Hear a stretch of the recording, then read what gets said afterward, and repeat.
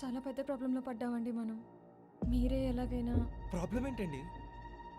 అసలు ఏమైందో క్లియర్గా చెప్పండి.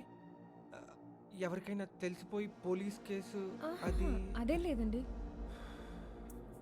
9 నెలల తర్వాత ఆ దుబాయ్ ఆవిడ వచ్చి బేబీని తీసుకువెళ్ళాలి కదండి. ఆవిడేమో రాలేదు. ప్రతి నెల వచ్చే నెల వస్తుంది అని 6 నెలలు ఇలాగే గడిపేశారు. నాకు ఎందుకో డౌట్ వచ్చి ఆ డాక్టర్ని గట్టిగా అడిగితే ఆ దుబాయ్ ఆవిడ యాక్సిడెంట్ అయ్యి చనిపోయింది అన్నారు. మీరేం కంగారు పడకండి, వాళ్ళ ఫ్యామిలీ మెంబర్స్ని కాంటాక్ట్ అవుతున్నాము, ఎలాగైనా బేబీని పంపించేస్తాము, మీరేం వర్రీ కాకండి అని అంటున్నారు. కానీ అలా అంటూనే ఇప్పటిదాకా బేబీని నా దగ్గరే ఉంచేశారు. మా హస్బెండ్ కువైట్లో జాబ్ చేస్తారండి. ఆయనకి అసలు ఈ విషయమే తెలీదు. ఇది ఆ దుబాయ్ ఆవిడ చనిపోయిన విషయం. చచ్చా, నేను ఈ సరోగసీకి ఒప్పుకున్న విషయం. ఇప్పుడు మా హస్బెండ్ వచ్చి నన్ను కూడా కువైట్ తీసుకెళ్ళిపోతాను అని అంటున్నారు.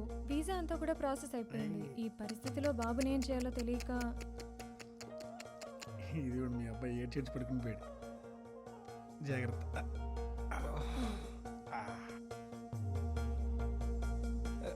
ఈ బాబు ఈ బాబు ఆ బాబే. ప్లీజ్ అండి, మీరే ఎలాగైనా. ఒక్క నిమిషం అండి.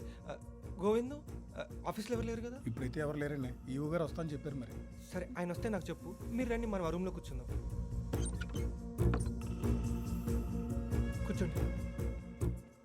అసలు ఇప్పుడు చెప్పండి, ఎందుకు వచ్చారు నా దగ్గరికి? ఈ బాబుని మీకు ఇచ్చి వెళ్దామని. నాకెలా ఇస్తారండి?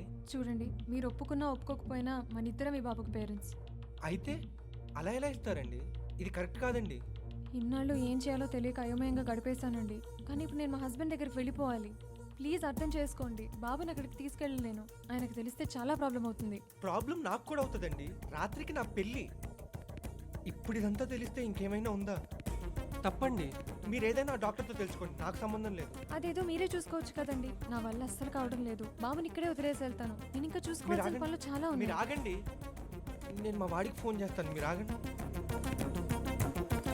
నా మీద ఏంటి? మ్యాచింగ్ ఉండాలి కదండి. అరే ఏం తెలవదు. సరే అరే బాలా, నీకే కాల్ చేద్దాం అనుకున్నాను రా. నీ పెళ్లి పేరు చెప్పి మావిడ తెగ షాపింగ్ చేస్తుంది. బిల్లు మాత్రం నువ్వు ఇవ్వాలి చెప్తున్నా. అరే నువ్వు కనపడాలే కానీ చాలా గట్టిగా ఇస్తారా నీకు? ఏమైంది? అదే ఆ దుబాయ్ శైలజ హాస్పిటల్, ఆ దుబాయ్ ఆవిడ చచ్చిపోయిందంటరా. అది చచ్చిపోయిందా? ఎవరు చచ్చిపోయింది? వారి ఇంట్లో బర్రెలేదా? ఇప్పుడు ఈ అమ్మాయి వచ్చి ఎవరు రియాక్ట్ అవ్వట్లేదని పిల్ల నాకు ఇవ్వాలనుకుంటుంది. అరే అలా గురించి నువ్వు ఒప్పుకో, పోలీస్ కేసు పెడతాను చెప్పు. అరే బుర్రుండే మాట్లాడుతున్నావా? ఇది ఇల్లీగల్, తెలిస్తే బొక్కలేస్తారని నువ్వే కదరా చెప్పావు. ఏమండి, ఈ కలర్ బాగుందా ఈ కలర్ బాగుందా? నాకు ఈ స్కిన్ టోన్కి ఏదైనా బాగుంటుంది. అవునా? అయితే రెండు తీసేసుకుంటా.